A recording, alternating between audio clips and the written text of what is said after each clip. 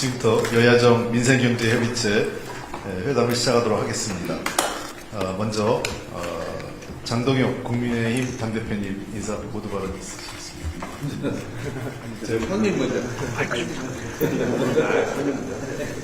정청래 대표님 먼저. 아니 제가 어디 행사장 가면 항상 우리 정청래 대표님 먼저 하세요. 뒤에서 먼저 하는 게 익숙하지 않아요. 대표님 죄송한데 오늘 저 사회자를 좀 따라주시면 고맙겠습니다. 저도 뭐 하라고 말 엄청부터 최고예요. 사회자의 권한에 따라서 맨 먼저 하려고 하니까 제 뒤에 우리 정청래 대표님도 계시고 대통령도 계시고 뒤통수가 따갑긴 하지만 시작을 해보겠습니다. 오늘 초대해 주셔서 감사합니다. 오늘 이런 자리가 있을 것 같아서 최근에 제가 집 6채 중에서 4채 처분하느라고 고생 좀 했습니다.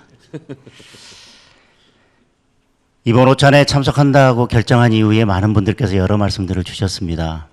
그동안 대통령과 그리고 여당에서 야당을 배제하고 일방 독주를 해왔는데 이렇게 식사 한번 하고 사진 한번 찍는다고 뭐가 달라지겠냐 이렇게 말씀 주시는 분들도 계셨고, 그래도 지금 민생이 가장 어려울 때 아니냐, 그러니 가서 대통령께 국민들의 삶이 뭐가 어려운지 하고 싶은 말을 하고 오는 게 맞지 않겠냐라는 말씀을 주시는 분들도 계셨습니다. 대통령께서 일요일 날 여의도 벚꽃 구경 가신 것을 봤습니다. 대통령과 셀카 찍으면서 즐거워하는 시민들도 많으셨을 것입니다. 그런데 기름값 밥값이 두려워서 마음 편케 나들이를 나서는 것도 무서웠던 어려운 형편의 국민들도 또 많이 계시리라고 생각합니다. 오늘 저는 그런 기름값, 밥값이 두려워서 지금 벚꽃이 한창인데 나들이를 나서기도 힘든 그런 국민들의 목소리를 전달드리려고 합니다. 우리 정치권이 늘 말로는 협치를 외치고 있지만 진정한 협치를 하려면 상대방의 의견을 존중하고 또 듣기 불편한 이야기도 들어야 한다고 생각합니다.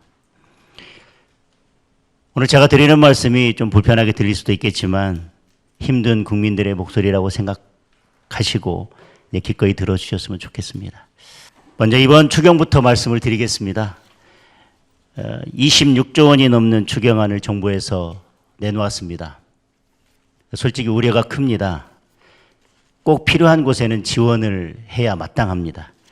그러나 국민 70%에게 현금을 나눠주는 방식이라면 오히려 물가와 환율에 악영향을 줄 것입니다. 잠깐의 기쁨으로 긴 고통을 사는 것이 될 수도 있습니다. 특히 우리 원화 가치가 주변국들에 비해서도 크게 하락했습니다. 그런 상황에서 국제사회에 지속적으로 나쁜 신호를 주게 될 것입니다. 게다가 이른바 김어준 방송으로 일컬어졌던 TBS를 지원하는 49억 원, 그리고 중국인 관광객 집 날라주는 사업 등에 들어가는 306억 원, 아파트 베란다 태양광 사업 250억 원, 그리고 농지 투기 전수조사에 587억 원, 이런 예산들은 이번 전쟁 추경의 목적에 전혀 맞지 않는 대표적인 사업들이라고 할 것입니다. 그러면서 정작 기름값 때문에 생계를 위협받는 화물차, 택배 등에 대한 지원은 빠져 있습니다. 큰 타격을 받고 있는 농수 축산업 지원도 턱없이 금액이 부족합니다. 우리 당에서는 불필요하고 부적절한 예산을 삭감하는 대신 꼭 필요한 국민 생존 7개 사업을 제안했습니다. 반드시 포함될 수 있도록 관심 가져주시기 바랍니다. 저는 그것이 협치의 시작이라고 생각합니다. 중동 전쟁 장교에 따른 우리 경제와 민생의 어려움은 이번 추경만으로 풀 수 있는 문제는 아니라고 생각합니다. 세계 경제가 다 어렵다고 하지만 우리 경제는 특히 더 어렵습니다. 환율만 해도 우리 원화 가치 하락폭이 주요국 가운데 가장 큽니다. 지난달 원화 가치가 4.72%나 떨어졌습니다. 일본, 대만, 중국 등과 비교하면 2배 이상 하락폭이 컸습니다. 원화의 실질 구매력을 나타내는 실질 실효 환율은 주요 64개국 가운데 63위입니다. 제가 생각하기에 이유는 명백합니다. 올해 시중 통화량이 M2 기준 4,565조 원을 돌파해서 사상 최대를 기록하고 있습니다. 그만큼 시중에 돈이 많이 풀려 있다는 것입니다. 그런데 거꾸로 외환 보유액은 계속 감소해서 보유 순위 세계 12위입니다. 2000년 이후 처음으로 10위권 밖으로 밀려났습니다. 통화량은 늘고 달러가 줄어들면 당연히 환율이 오르고 원화 가치는 떨어집니다.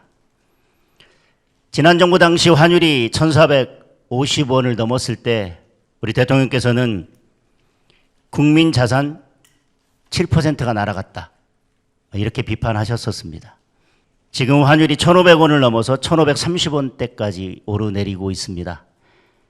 같은 방식대로 계산한다면 국민 자산 13% 이상이 날아간 것입니다.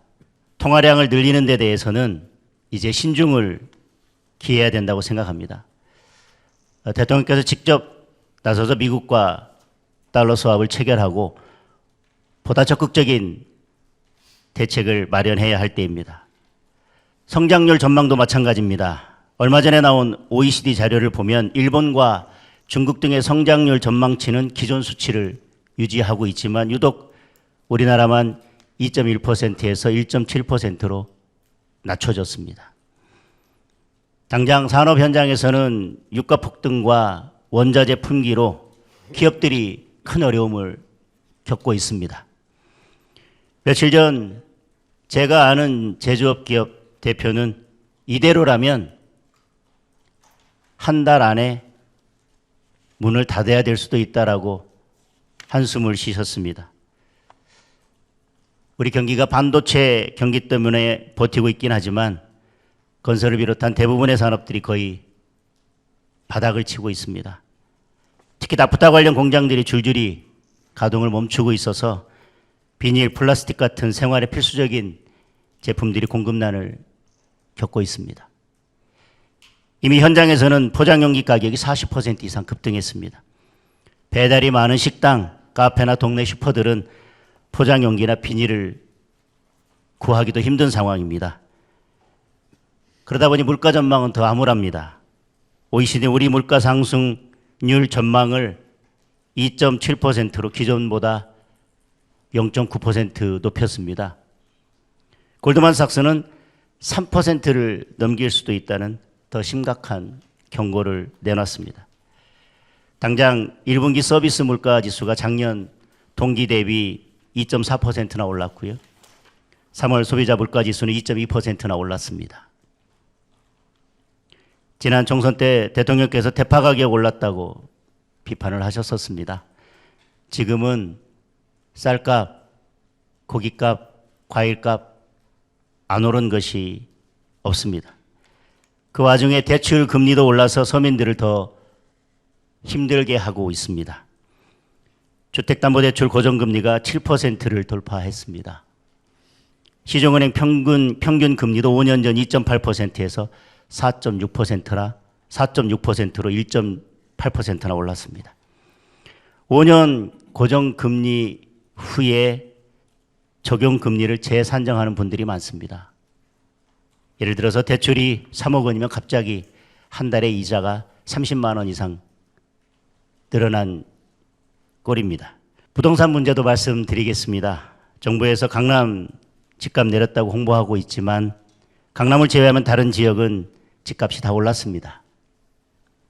실제로 KB 부동산 주택가격 동향 자료를 보면 강남구는 0.16% 찔끔 하락했지만 성북구는 2.72%, 동대문구는 2.58%, 관악구는 2.3% 올라서 비강남 지역 아파트들 오히려 상승폭이 컸습니다.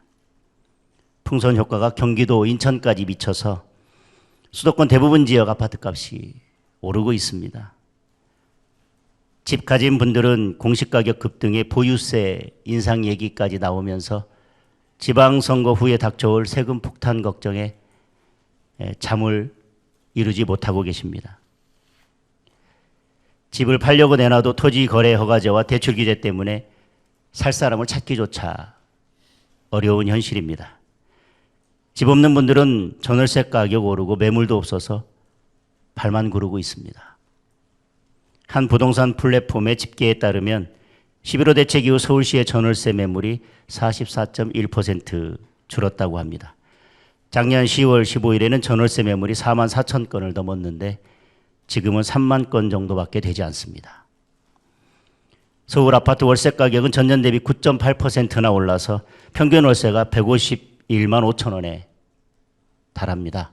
지옥으로 가는 길은 선의로 포장되어 있다는 말처럼 대통령의 뜻이 어디 있든 현장의 국민들은 갈수록 더 힘들어지고 있습니다. 많은 전문가들이 이야기하는 재개발, 재건축을 활성화하는 것처럼 공급 확대 방안을 적극적으로 추진하고 시장을 왜곡하는 과도한 규제는 풀어야 한다고 생각합니다. 이렇게 국민의 삶이 큰 어려움에 빠져 있는 만큼 지금은 정치의 모든 역량을 민생에 집중해야 할 때라고 생각합니다. 경제 챙기고 민생 살피기에도 시간이 부족한데 조작기소 국정조사 같은 일로 시간을 허비해서는 안 된다고 생각합니다. 국민들 사이에서는 공소 취소한다고 물가가 떨어지냐는 말까지 나오고 있습니다. 이제라도 대통령께서 국정 운영의 기조를 전면적으로 바꿔주시기를 바랍니다. 진짜 국민의 삶이 어떤지 챙겨보시고 야당의 목소리에도 더 귀를 기울여 주시기 바랍니다. 오늘 아침 뉴스를 보니 미국 트럼프 대통령에게는 한국도 안 도왔다고 비난을 받았습니다. 그런데 북한 김정은에게는 솔직하고 대범하다고 칭찬을 받으셨습니다. 지금 외교 안보 노선이 맞는지도 한번 진지하게 고민해 주셨으면 좋겠습니다. 대통령께서 국정 운영의 기조를 바꾸고 나라와 국민을 위해 올바른 정책을 추진하신다면 야당도 얼마든지 협력하고 힘을 보탤 것입니다. 오늘 모든 문제를 다 풀 수는 없겠지만 작은 변화라도 만들어내서 힘든 국민들께 희망과 용기를 드렸으면 좋겠습니다. 다소 불편한 말씀을 길게 드렸지만 들어주셔서 감사합니다. 전혀 안 불편합니다. 잘하셨습니다.